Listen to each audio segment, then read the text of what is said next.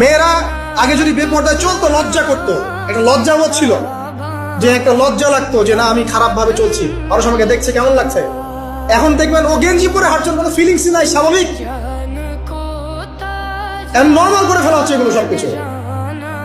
এখন দেখবেন মেয়েদেরকে, ছোট ছোট মেয়েগুলো, ছোট ছোট বাচ্চা মেয়ে, দেখবেন কয়দিন পর এটাও স্বাভাবিক হয়ে যাবে।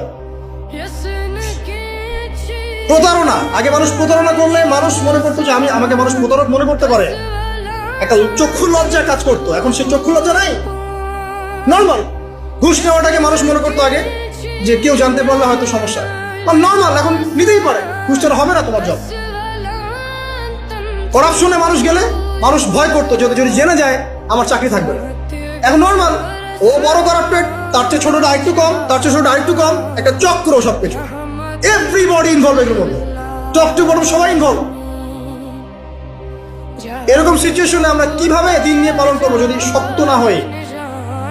সব চলে যাচ্ছে, আজ থেকে সব চলে যাচ্ছে। একটা সময় ছিল একজন মুসলিম ব্যক্তিকে অন্যায়ভাবে মেরে ফেলবে, একজন মুসলিম নারীকে অন্যায়ভাবে মানুষ চিন্তাই করতে পারবে। একজন মুসলিম নারীর সম্ভ্রম বাঁচানোর জন্য এই ভারতবর্ষে সশস্ত্র যুদ্ধ হয়েছে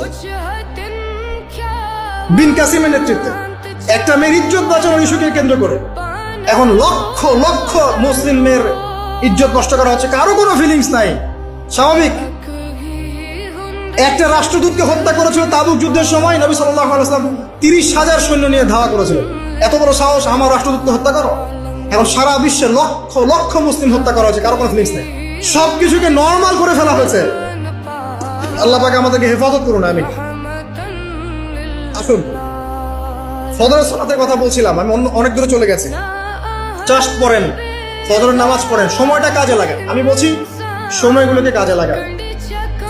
ফজরের পর খাওয়া দাওয়া করবেন, রাসূলের সুন্নাহ মতো খান, ইবাদত হবে ইনশাআল্লাহ। এরপরে আপনি কিছুটা সময় এক্সারসাইজ করেন, খেলেন, মাঠে গিয়ে খেলেন, কোনো সমস্যা নাই। ওই টিকটক চালানোর চাইতে, দেখার চাইতে মাঠে গিয়ে খেলেন।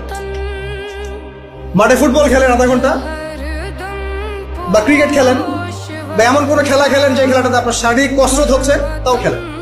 অথবা এগুলোতে সুযোগ না থাকলে আপনি চলে যান জিমে গিয়ে জিম করেন, ফিজিক্যালি কাজ করেন। অথবা মাঠে গিয়ে আপনার বাবাকে সাহায্য করেন, আপনার বাবা যে গেছে মাঠে তাকে সাহায্য করেন। আল্লাহ পাক আমাদেরকে তৌফিক এনায়েত করুন, আমিন। ফিজিক্যালি ফিট থাকার চেষ্টা করা হোক। এরপরে আসেন, সকাল 10টার দিকে যখন চলে আসবো আমরা, তখন আমরা চেষ্টা করবো 2 রাকাত চাশতের নামাজ পড়ার।